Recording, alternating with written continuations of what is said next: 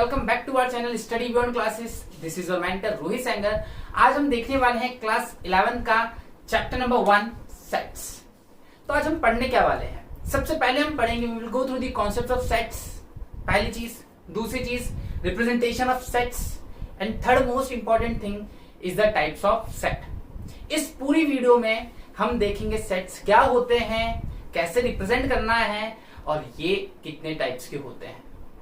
तो ये वीडियो बहुत ज्यादा एंजॉय करने वाले हैं हम लोग। और फिर उससे भी जरूरी चीज, आपने देखा था जो अभी तक आपने मैथमेटिक्स पढ़ी वो दूसरी मैथमेटिक्स थी। आपने अक्सर सुना भी होगा अपने सीनियर्स से क्या 11th की मैथ्स टफ होती है। नहीं, ऐसा नहीं है। 11th की मैथ्स टफ नहीं होती। 11th की मैथ्स थोड़ी यूनिक है, थोड़ी एडवांस है। इस वजह से बच्चे उस एडवांसनेस को समझ नहीं पाते हैं।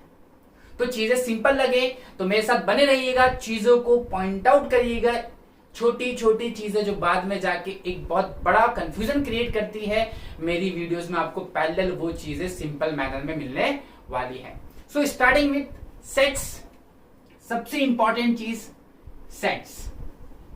तो सर सेट्स होता क्या है? अगर मैं सिंपल से बोलूं, आप बुक को बोलिए, मैं बोलूं सेट, आपकी लाइफ सेट है। मीन्स क्या? आपने अपनी लाइफ को क्या दे दी? एक भाई, अब आपने पढ़ाई कर ली, आप सेट हो गए। मतलब आपने अपनी लाइफ को क्या दे दिया? एक डेफिनेशन। और डेफिनेशन को हम दूसरी लैंग्वेज में क्या बोलते हैं? डिफाइन। आपने अपनी लाइफ को डिफाइन कर दिया। Very good, exactly. तो what is set? Set is a definite collection of objects. Definite collection of objects. ये कुछ नहीं है, ये कलेक्शन है। क्या है ये? कलेक्शन है। किसका? ऑब्जेक्ट्स का। अब आप सोच रहे होंगे ऑब्जेक्ट से कोई चीज की बात कर रहा हूं। नहीं, यहां पे ऑब्जेक्ट से बात है। ऑब्जेक्ट कहने का मतलब है मेरा एलिमेंट्स को ही ऑब्जेक्ट कहा जाता है और मेंबर से। अब सेट्स क्या है? Sets is the collection of well defined object. अगर मैं बोलूं, सबसे पहला एक एग्जांपल लेते हैं हम, कलेक्शन ऑफ इवन नंबर्स। तो सर इसमें सारे इवन नंबर्स आ गए। देखिए 2, 4, 6, 8 सो ऑन। मैं बोलूं collection of reverse, collection of reverse, तो भाई गंगा, यमुना, ब्रह्मपुत्र, ईटीसी, बहुत सारे नंबर्स आ गए। तो आपको ये चीज समझ में, सेट्स क्या है? Sets is a well defined collection of an objects in which these objects are also known as elements and members. मतलब एलिमेंट्स कौन है? ये 2 क्या है? ये 2 एलिमेंट्स है। ये गंगा क्या है? गंगा उस सेट की एलिमेंट है। तो जो सेट के अंदर मेंबर्स होते हैं उनको या तो आप मेंबर्स कह लीजिए, या तो एलिमेंट्स कह लीजिए, या तो आप ऑब्जेक्ट्स कह सकते हैं। आई होप आपको इतनी चीज समझ में आ गई होगी कि सेट्स क्या है। और sets is a collection of object where we can collect the और अरेंज दी एलिमेंट्स और something in a order, defined order to represent the set. फिर हमने देखा कलेक्शन ऑफ रिवर देखा। फिर आप देख सकते हैं collection of odd numbers, collection of natural numbers, collection of real numbers, collection of positive integers, collection of negative integers. ये सब कलेक्शन क्या है? ये सारे के सारे कलेक्शंस हैं सेट के।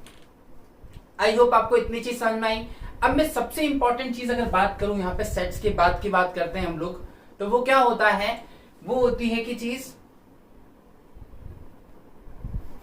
तो हम देखते हैं, आपने देखा सेट्स के, हमने एग्जांपल्स देखे। अब सबसे इंपॉर्टेंट चीज हम बात कर रहे हैं इसके रिप्रेजेंटेशन की। रिप्रेजेंटेशन, सेट को रिप्रेजेंट करने के 2 तरीके हैं। We have 2 methods by which we can represent set. Okay? एक सबसे इंपॉर्टेंट फॉर्म है which is called roster form, और एक होता है set builder form। इस वीडियो को देखने के बाद आप एक्सरसाइज 1.1 और एक्सरसाइज 1.2 इस वीडियो की इंट्रोडक्शन के बाद ही कवर कर सकते हैं। मैं इस बात की गारंटी दे सकता हूं आपको। बस आपको चीजों को बहुत अच्छे से समझना है। मैं आपको पहले बता दूंगा क्वेश्चंस आते कहां से हैं, तो यहां से आपको क्वेश्चन पक्का मिलेगा। तो सबसे पहली चीज रोस्टर फॉर्म क्या होता है? It's a method by which you can represent the sets with the help of braces and commas. अब यहां पे क्या यूज करेंगे, अब यहां पे यूज करेंगे ब्रेसेस. ओके, ब्रेसेस मतलब ये, और आप यूज करेंगे कोमास. कोमास आपको पता है, कोमा ये होता है. ओके, फॉर एग्जाम्पल मैंने कहा आपसे कि set of real number, set of real number. Okay, या मैं बोलूं set of positive integers, positive integers. तो आप क्या बोल देंगे भाई, set of positive integers 1 2 3 4 so on. मैं बोलूं आपको सेट ऑफ मल्टीपल ऑफ 3, तो 3 6 9. अच्छा, set of multiple of 3 less than 12. बस ये लेस देन 12 हो गया, क्योंकि अगर मैं लूंगा 12 तो 12 तो बराबर हो गया. तो मैं चीजों को समझना है. उसने बोला लेस देन 12 तो 12 से नीचे गए. अच्छा, अगर वो बोलता लेस देन और इक्वल टू 12 तो आप 12 भी लेते. तो ये समझना है. देखिए आपने क्या यूज किया, आपने यूज कर लिया ब्रेसेस, आपने यूज कर लिया कोमा. तो इस फॉर्म को कहते हैं रोस्टर फॉर्म, और एक ऐसा फॉर्म जिसमें हम सेट को रिप्रेजेंट करते हैं with the help of braces. We actually put the members और the elements inside this braces with the help of commas which separates each members of that group. तो वो ग्रुप्स के members को separate करता है. अब मैं बात कर रहा हूं सेट बिल्डर. देखिए सेट बिल्ड बताना, मतलब हम यहां पे क्या करेंगे, हम करेंगे लैंग्वेज सेट. बस एक लैंग्वेज सेट करेंगे जो किसको बिल्ड करेगी, सेट को. एक लैंग्वेज सेट करेंगे जो बिल्ड करेगी सेट को. ये क्या था, ये था सेट ऑफ, ये क्या था, ये था set of real number. Set of real number था. ये चलिए सेट ऑफ नेचुरल नंबर भी बोल सकते हैं इसको. तो अब क्या करेंगे, यहां पे हम यूज करेंगे लैंग्वेज, और यहां पे हम यूज करते हैं ब्रेसेस.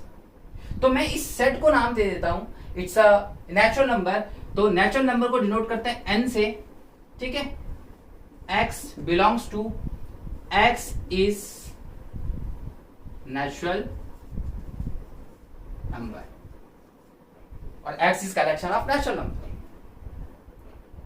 अब 3 6 9, तो n या a नाम दे दीजिए, नाम देना जरूरी है. फिर a नाम दिया है अपने, और एलिमेंट्स को अपन ने मान लिया x, एंड दिस इज कुलान. ये जो साइन है, इस साइन को कहते हैं कुलान, आपने देखा होगा. ये कुलान यूज करना जरूरी है. और x क्या है, x is multiple of 3 less than 9, less than 12. Okay, a is multiple of 3 less than 12. then हमने किया क्या, हमने यूज किया लैंग्वेज को. देखिए सेट बिल्डर में हमने लैंग्वेज को यूज किया. एक और लेते हैं.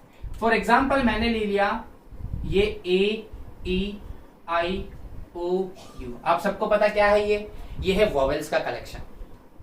तो आप कैसे रिप्रेजेंट करेंगे इसको सेट बिल्डर फॉर्म में. इसको नाम दे देते हैं अपन, चलिए नाम दे देते हैं अपन Z A दे देते हैं. ओके, A, और एलिमेंट्स को अपन ले लेते हैं X कुलान, X इज वॉवेल. देखा आपने कितनी सिंपली हमने सेट्स को लैंग्वेज के फॉर्म में दे दिया. और जब लैंग्वेज के फॉर्म में सेट को सेट करते हैं तो उसको कहते हैं सेट बिल्डर. और जब हम ब्रेसेस का यूज करते हैं, ये देखिए ये हो गया आपका सेट बिल्डर फॉर्म, और ये हो गया आपका रोस्टर फॉर्म. तो रोस्टर और सेट बिल्डर में फर्क समझ में आया आपको अच्छे से, कि क्या रोस्टर होता है, क्या सेट बिल्डर होता है. कोई इश्यू तो नहीं है आपको, कोई डाउट, कोई कंफ्यूजन. एक बार फिर सुनिए. हमने सेट देखा, set is what, set is a well defined collection of objects. और जो अंदर के एलिमेंट्स है उसको एलिमेंट्स भी कह सकते हैं, ऑब्जेक्ट्स भी कह सकते हैं, और मेंबर भी कह सकते हैं. सेट इज अ फैमिली, और फैमिली में जो लोग रहते हैं क्या कहलाते हैं, मेंबर्स. तो ये मेंबर्स होते हैं. दो तरीके देखे आपने, एक है रोस्टर, एक है सेट बिल्डर. रोस्टर में क्या हुआ, रोस्टर में हमने ब्रेसेस यूज किए, कॉमास यूज किए. सेट बिल्डर में हमने क्या देखा, हमने सिंपली लैंग्वेज में लिख दिया, हमने सिंपली लैंग्वेज में लिख दिया. अब लैंग्वेज में लिखने का तरीका क्या, पहले तो भाई नाम दो, नाम क्या है आपको चाहे दे ना दे, और आपने लिया एलिमेंट. ये जो सारे एलिमेंट्स है आप इसको मान लेते हो x. ठीक है, x इज द एलिमेंट, और x क्या है, वोवेल है. तो x कुलान, मतलब आप किसकी बात कर रहे हैं, x की, वोवेल है. x आप किसकी बात कर रहे हैं, x की इज अ मल्टीपल ऑफ 3, समझ रहे हैं। तो ये चीज हो गई आपकी representation of sets. Now on the next topic, now next topic we have that is the types of set. हम बात कर रहे हैं टाइप्स ऑफ सेट। तो सबसे पहला जो टाइप हम पढ़ने वाले हैं दैट इज, आपका जो पहला टाइप होगा दैट इज एम्प्टी सेट। चलिए, एम्प्टी का मतलब क्या होता है सर, खाली। इसको हम बोलते हैं वॉइड सेट, इसी को हम बोलते हैं नल सेट। और इन तीनों का देखिए, एक बहुत अच्छा आपको साइनोनिम्स भी पता पड़ गया, पर्यायवाची, एम्प्टी, वॉइड, नल, इन तीनों का मतलब होता है खाली। जब किसी सेट्स में कोई एलिमेंट ना हो तो उसको कहते हैं empty set. The sets which does not have any number of element or which is empty, which have void members is called empty set। उसको हम कहते हैं empty set। अब मैं एक सेट देता हूं आपको जो empty होगा। देखिए, मैंने आपको बोला कि define the set which is a collection of multiple of 3 divisible by 2, sorry, multiple of 2 and odd number। भाई अब मल्टीपल ऑफ 2 ऑड हो सकता है क्या, कभी नहीं हो सकता, वो तो इवन ही रहेगा, मतलब वो सेट है ही नहीं। बट एक बात ध्यान रखिएगा, कभी भी जो एम्प्टी सेट होते हैं उसमें एक, अभी सेट है, एक तो होना जरूरी है सर, सिर्फ इसमें होता है ये एलिमेंट, इसको हम कहते हैं 5, इसको हम कहते हैं 5। ये एलिमेंट हर सेट में मिलेगा, आपको ध्यान रखिएगा, बहुत इंपॉर्टेंट एलिमेंट है 5। 5 is always present in each set. अगर मैंने आपको ये सेट दिया है 1 2 3, ठीक, तो इसमें 5 है, लेकिन मैं लिखूंगा नहीं। लेकिन अगर मैं बोलूं ये सेट पूरा खाली है, मैं बोलूं सेट पूरा खाली है, तो अब आप क्या लिख देंगे, आप लिख देंगे 5। इसी को कहते हैं वॉइड सेट, इसी को कहते हैं नल सेट। अब जो दूसरा सेट होता है that is finite set and infinite set. हम एक ही साथ ले रहे हैं, नाम से क्लियर। एक ऐसा सेट जिसके एलिमेंट्स काउंटेबल होंगे,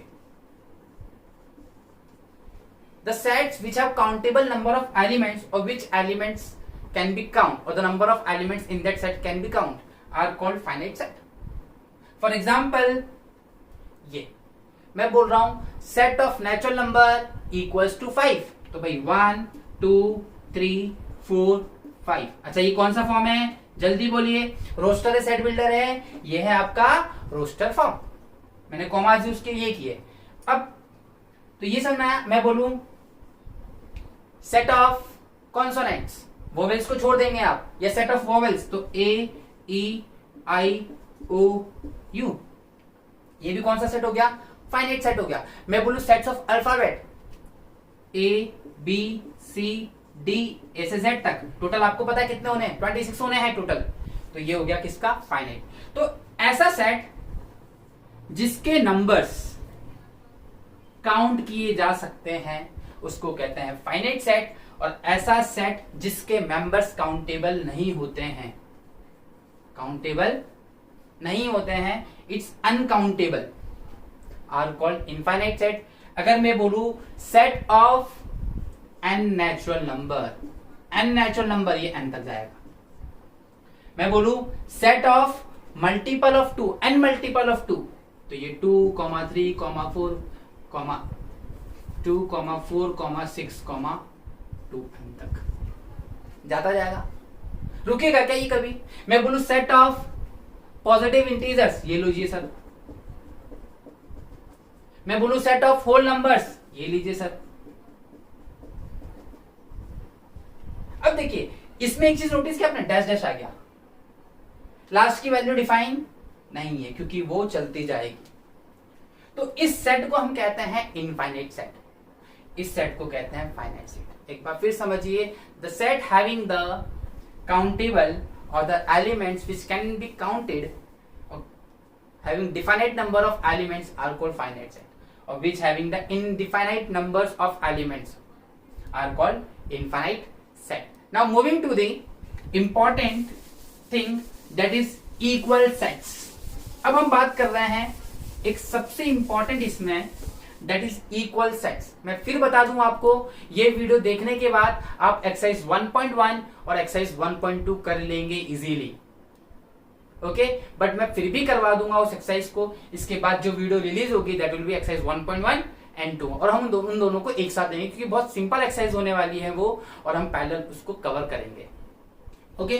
फिर इसके बाद जो सेट आ रहा है हमारे पास, that is most important, equal sets. Equal set, अच्छा इक्वल का मतलब क्या है?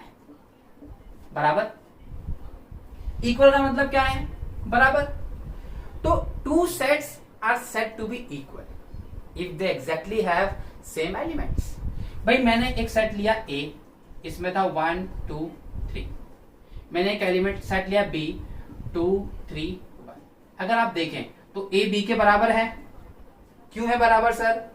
क्योंकि एलिमेंट्स ऑफ A, यहां पे 3 एलिमेंट्स, यहां पे भी 3 एलिमेंट्स, और जो 3 एलिमेंट्स A के हैं वो 1 2 3, वही 1 2 3 इसमें भी है।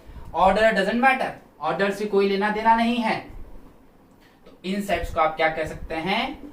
Equal sets. आई बस समझ में इतनी?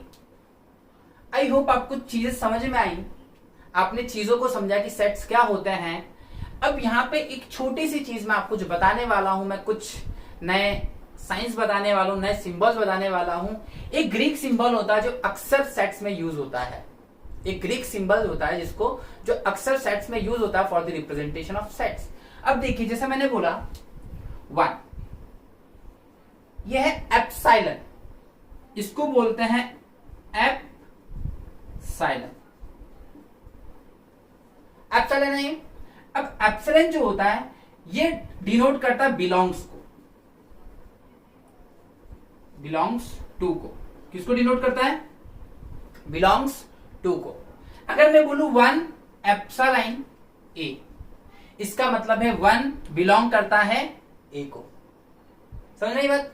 मैं बोलूं 2 बिलोंग्स A, देखिए 2 बिलोंग कर रहा है A को। अब मैं बोलूं 4 बिलोंग्स A, नहीं सर ये कहां कर रहा है? तो ये है नॉट बिलोंग। जब कोई एलिमेंट बिलोंग, तो ये बिलोंग नहीं करता है। जब कोई एलिमेंट्स बिलोंग करेंगे तो हम यूज करेंगे एप्सिलॉन, और नहीं बिलोंग करेंगे तो हम बोलेंगे नॉट बिलोंग्स टू। इसका मतलब है बिलोंग्स, इसका मतलब है नॉट बिलोंग्स। तो ये it's a Greek symbol, not belong. It's a Greek symbol जो अक्सर यूज होता है सेट्स में, और हम यूज करने वाले हैं एक्सरसाइज 1.2 में भरपूर यूज होने वाला है। तो ये समझना, इसका नाम क्या? Epsilon, EPSILON। इसका मतलब होता है बिलोंग्स टू, मतलब कि 1 बिलोंग करता है A को, 2 बिलोंग करता है A को, 4 बिलोंग नहीं कर रहा A को। आई होप आपको इतनी चीज समझ में आई। आपने इंट्रोडक्शन में देखा कि सेट्स क्या होते हैं, उनके टाइप्स क्या है और उसका रिप्रेजेंटेशन क्या है। I hope you enjoy the lecture. Please don't forget to subscribe our channel, do like and subscribe, and thanks for watching. Thank you.